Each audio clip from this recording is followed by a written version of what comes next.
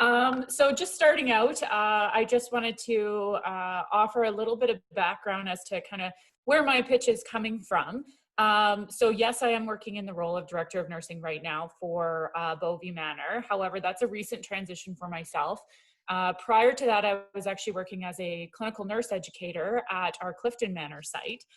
So did work through an outbreak that we had there where we quickly went from 1 resident to 27 residents in a very short period of time.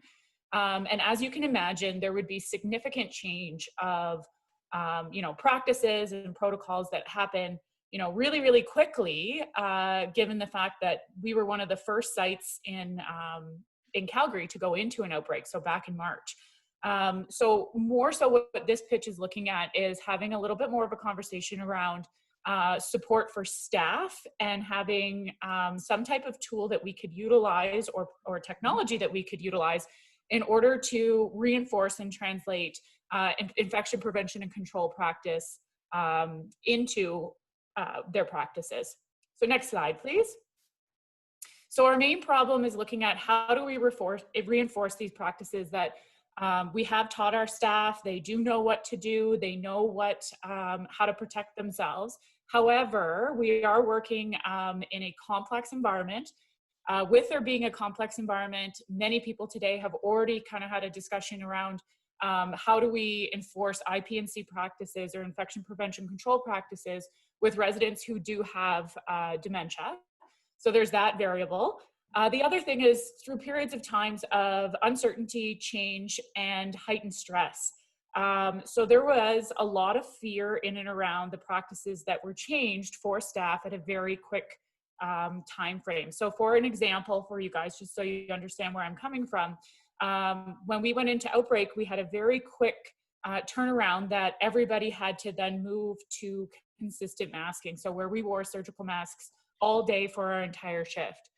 That's not something that is common practice in healthcare. So people would just come to work and without having, a lot of information around how long they should be wearing it, when they should change it, the donning and doffing or putting on and taking off practices changed really fast with minimal relayed information to the staff. Other pieces with that education is the heightened stress around COVID in general. And there was a lot of fear, and a lot of that fear I truly believe came from there being a lack of knowledge around what was happening. So we're wanting to look at ways that we can reinforce previous knowledge, be able to translate some of this information to our staff at a really quick turnaround, and not necessarily just using email as a tool to communicate with staff, because we do see a lot of our frontline workers are not necessarily checking work emails and things like that really quickly. So coming up with a form of an educational tool. Next slide, please. So again, those requirements, looking at that method to communicate those rapid changes, looking at a way that we could potentially evaluate the retention of knowledge or that translation into practice. This is a little bit more of a difficult ask, so I'm asking people to put on their brainstorming hats here on looking at what could we do to be able to evaluate somebody's knowledge using technology in a really fast changing environment. Because the reality behind all of this is, as somebody learns something new, and it has to happen really, really quickly, there's not really a lot of time for a lot of repetition. And in the absence of that repetition, how much information is actually retained in a period of high stress? Most adult learners struggle the first time they learn something to remember all of it anyways. We'll see, 20, 30% retention, and that's a good thing if they are able to do that much. And sometimes it's less than that, depending on who we're communicating with.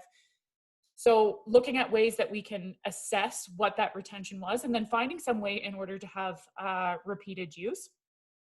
And then, of course, from that technology standpoint, having a way that it is really easy use. So again, same type of things that everyone's been talking about today. We've had advancements in technology, but now we actually want to revert things back to making it as easy to use as possible. Next slide, please.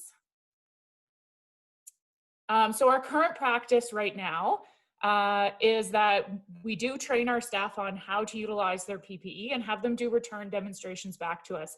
So with that example I talked about before in regards to consistent masking, that was a change in practice.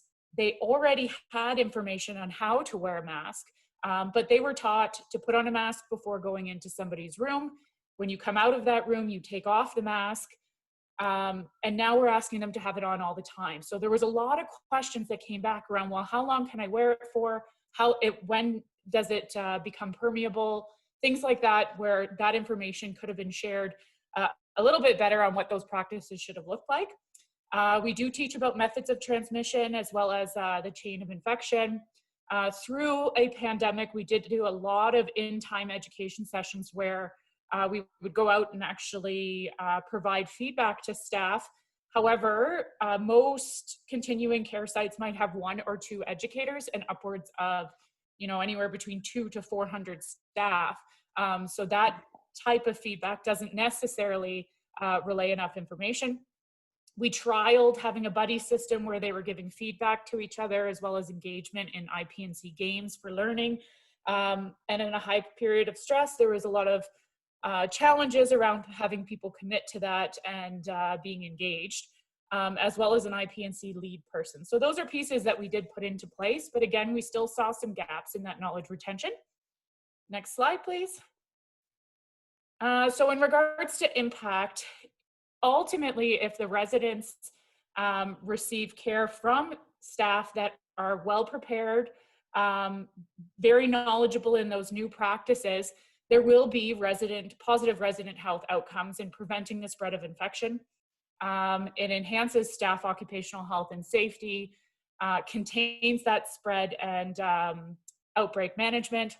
And then the positive mental health outcomes that come with that is mainly in relation to knowledge can help decrease fear. We did have some staff that were so frightened that they would bring this home to their family members that they didn't want to work or were afraid to work. So looking at ways to better prepare our staff with an understanding of how to protect themselves could decrease some of that fear and some of those and improve mental health outcomes.